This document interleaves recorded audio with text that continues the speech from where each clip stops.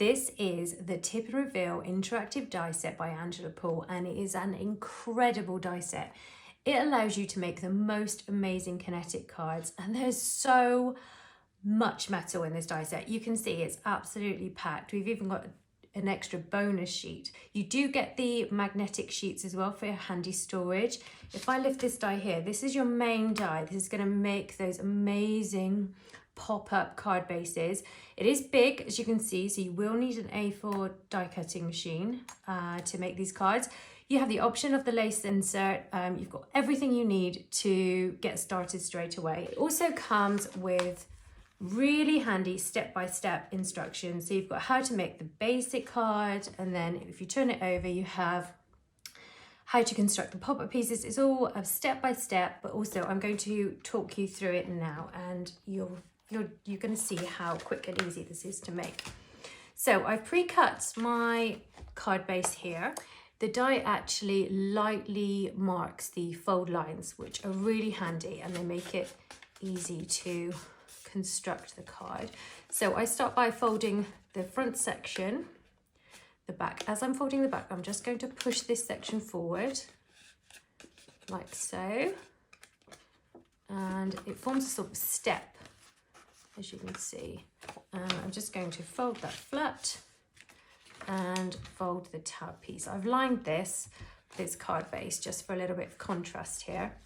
Now if I lift this up, the main die pieces, if I bring this up here, they actually die cut, but they also emboss some small dots, sort of a dotty embossed pattern here. And that's really handy because it shows you where to add the adhesive. So I'm going to do that now. You can use red liner tape. I'm just going to use some tacky PVA for speed. So if you see any dots, that's where you are going to apply your adhesive. Now I'm just going to let that get super tacky while I fold these pieces. So again, we've got these fold lines. The die will emboss for you, and it just makes it handy. So what I do is I fold the bridge piece horizontally, and then I fold the two triangles on either side.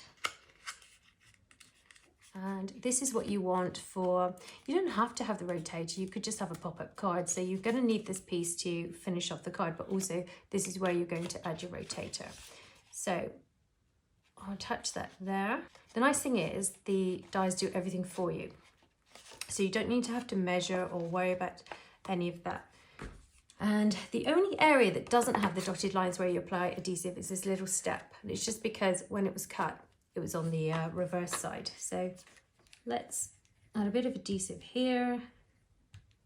And again, on those dots, I'm going to lift this up, and there we go. No measuring. Just hold it for a second. That's your basic card base.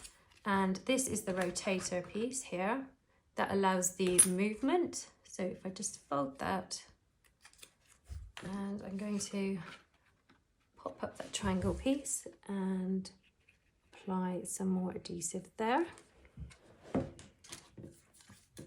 And you can see how it matches up here.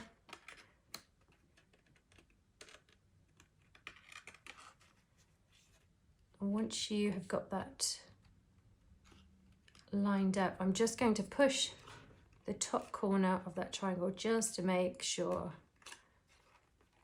it's attached perfectly. So that's your rotator. You can see you've got the movement there. I'm not going to move it too much because my glue is still drying. Now, if you want to add the pop-up arms, it's completely optional, and that's what's so great about this die set. If I take the two pieces here, so you have bridge 2, this is bridge 2, and your pop-up arms. And the pieces look like this when they're die cut. Again, you have those embossed dots to show you where to add the adhesive. I'm going to fold this again horizontally, and then fold those triangular pieces.